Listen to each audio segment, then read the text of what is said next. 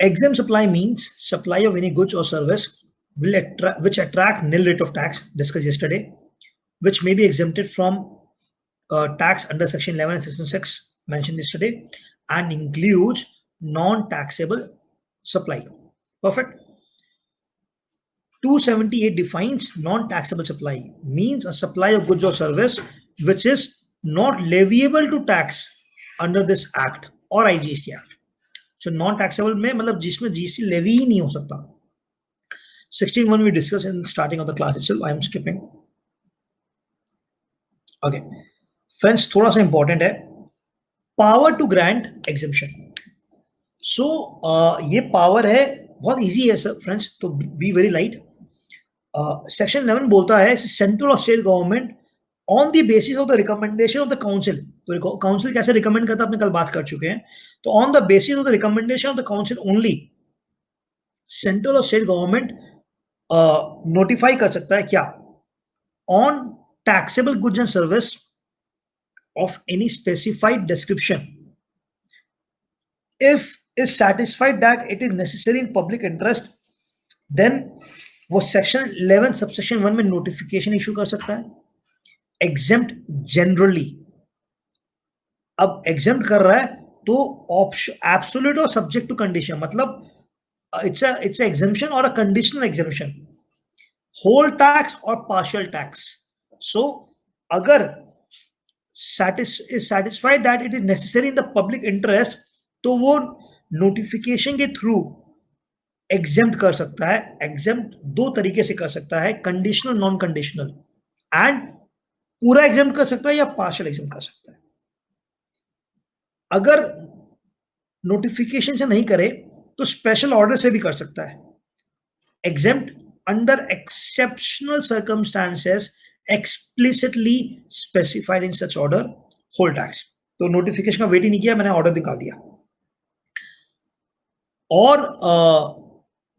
if the central state government based on the recommendation consider it necessary for the purpose of clarifying, ये important difference, ये clarify कर रहा है, clarifying the scope of applicability of A or B, that is notification and special order.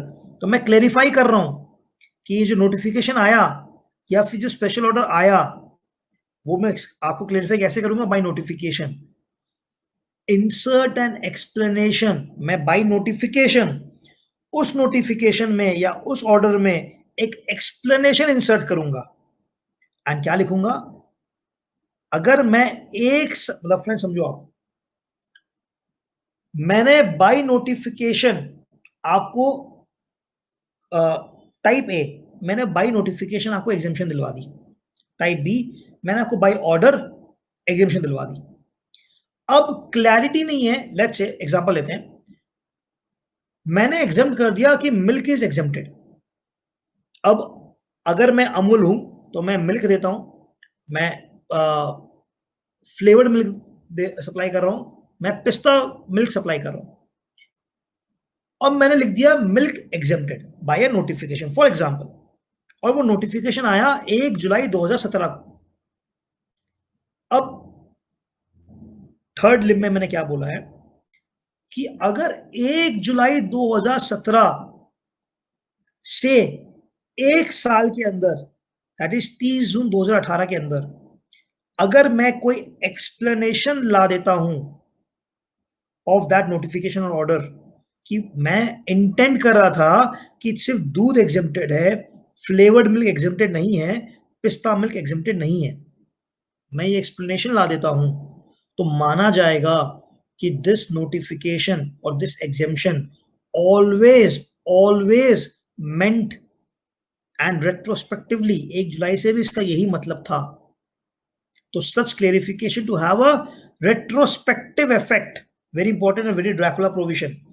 मुझे नहीं पता था 1 जुलाई को, मैंने नोटिफिकेशन पढ़ा और मुझे लगा कि दूध एग्जेम्प्टेड है, तो मैं माना सारी दूध एग्जेम्प्टेड है, प्लेन मिल्क, फ्लेवर्ड मिल्क, पिस्ता मिल्क. 1 साल बाद 30 जून के अंदर आपने एक नोटिफिकेशन से अमेंड कर दिया, एक्सप्लेनेशन ला दिया, और मुझे बता रहे हो कि अभिषेक सिर्फ दूध एग्जेम्प्टेड है, पिस्ता मिल्क और फ्लेवर्ड मिल्क एग्जेम्प्टेड नहीं थी. सो रेट्रोस्पेक्टिव इफेक्ट माना जाएगा, I have to bear the consequences. तो एग्जेम्प्ट का पावर इस तरीका से गवर्नमेंट के पास है, राइट? एग्जेम्प्ट का पावर इस तरीका से गवर्नमेंट के पास है। Friends, 2 landmark judgement on exemption only, बहुत छोटा सा है। बॉम्बे डाइंग के केस में बताया गया था, in case of exemption subject to condition of non taking of CENVAT credit taken but before utilization of credit reversed amount, तो not taking credit exemption is available. इसका मतलब क्या समझाता हूं मैं, कंडीशन लगा रहा हूं कि एग्जेम्प्ट है पर क्रेडिट आपको नहीं मिलेगी। आपने गलती से क्रेडिट ले लिया, बट जैसे आपको समझ में आया, आपने यूटिलाइज करने के पहले वो वाला क्रेडिट वापस रिवर्स कर दिया। बॉम्बे डाइंग ने ये किया था, उसको एग्जेम्पशन मिल गया, तो it's a judgment, supreme court, right? Same Precot Meridian, Precot का तो आपको जीएसटी में भी बहुत बढ़िया बढ़िया जजमेंट मिलेगा। I will try and discuss in the course. So reversal of CENVAT and MODVAT credit amounts to, friends sorry timing mistake हो गई। सो अगेन इसमें भी ये लिखा हुआ है कि अगर आप सेनवैट या मोडवैट क्रेडिट रिवर्स कर देते हो तो क्रेडिट आपको अवेलेबल है। जस्ट बिकॉज ऑफ रिवर्सल कर रहे हो, इसका मतलब ये नहीं कि credit will not be, credit will be, exemption will be denied, तो ऐसा नहीं है, right? Okay, you can take the note of this notifications. Service में एक ही नोटिफिकेशन है 12/17, जितनी भी सर्विस एग्जेम्प्टेड है इसी नोटिफिकेशन में डाली हुई है। गुड्स में प्राइमरी इज 2/17, उसके बाद 6/17, 7/17, 16/17 एंड 40/17। ये is the notification which talks about exemption of goods, right? मैं कुछ इंपॉर्टेंट प्रैक्टिकल केसेस है जो डिपार्टमेंट ने क्लेरिफाई किए, फटाफट वो डिस्कस कर रहा हूं। Hostel accommodation provided by trust to students covered within the definition of charitable activities and thus exempt, right? तो इसमें क्या बोला कि hostel accommodation service do not fall within the ambit of charitable activities. However, service by a hotel, inn, guest house, club, or campus by whatever name called for residential or lodging purpose, having declared tariff of a unit of accommodation below 1,000 are exempt. Thus, accommodation service in hostel, including by trust, having declared tariff below 1,000 per day is exempt. So, अगर hostel में आपकी 1,000 रुपए की नीचे per day वो है, and आपके charitable trust के लिस्ट में वो ऑब्जेक्ट क्लॉज में नहीं आता, वो तब भी एग्जेम्प्ट है। तो it's a clarification again by the government. Hospital hire senior doctors, consultants, technicals independently without any contract of such person with the patient and pay them consultancy charges without there being any employer-employee relationship. Will such consultancy charges be exempt from GST? Will revenue take a stand that, will the department take a stand that they are providing services to the hospitals and not to the patients and hence pay GST? तो क्या आया इसका clarification? Services provided by the senior doctors hired by the hospitals, whether employees or not, are health care service which are exempt. Friends, please understand क्या clarify किया। एक patient आया hospital में, वो इतना ज्यादा बीमार था, hospital consultant a specialist without talking to the patient.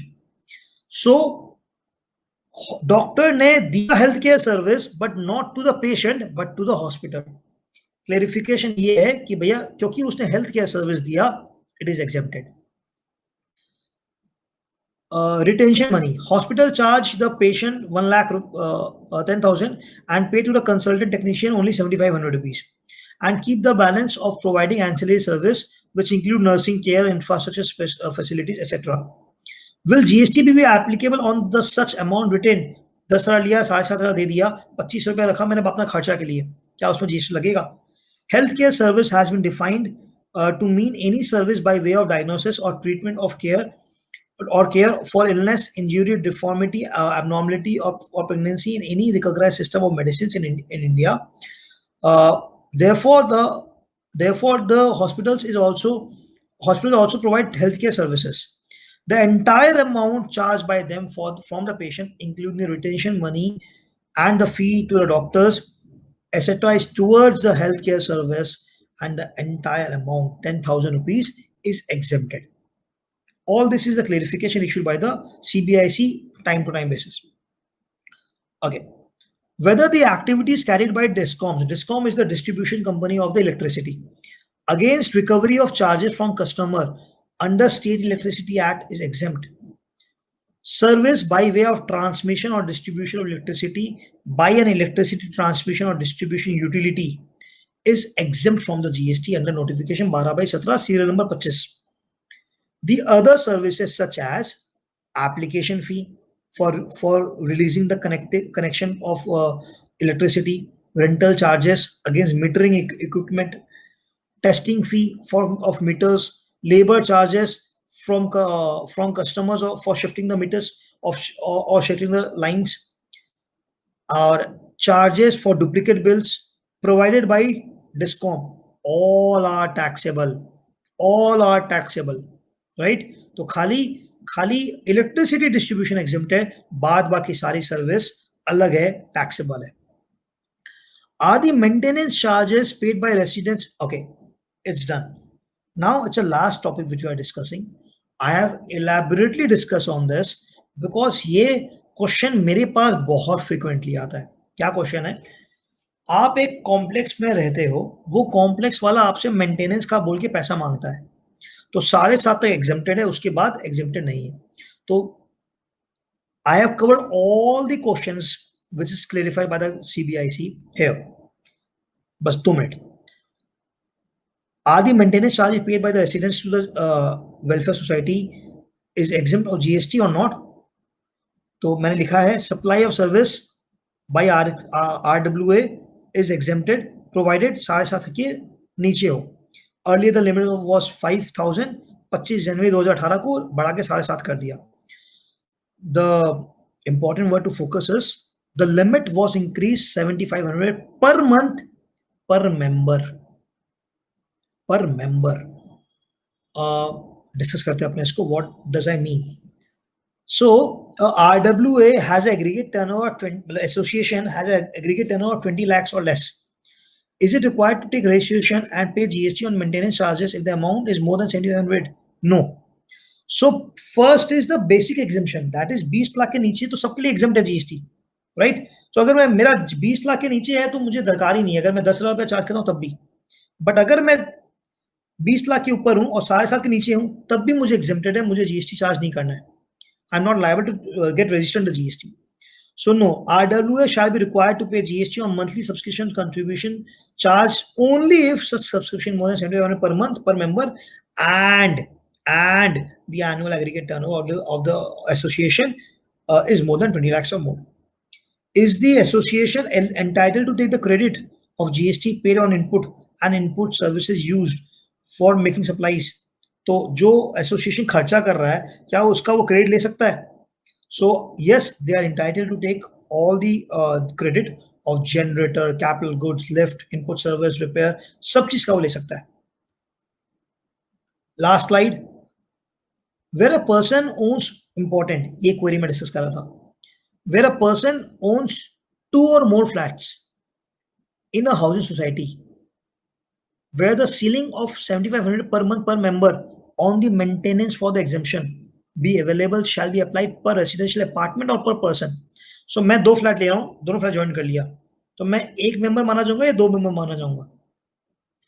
As per the general business sense, a person who owns 2 or more residential apartment in a housing society shall normally be a member of a society for each apartment owned by him separately. The ceiling of 7,500 per month per member shall be applied separately for each apartment.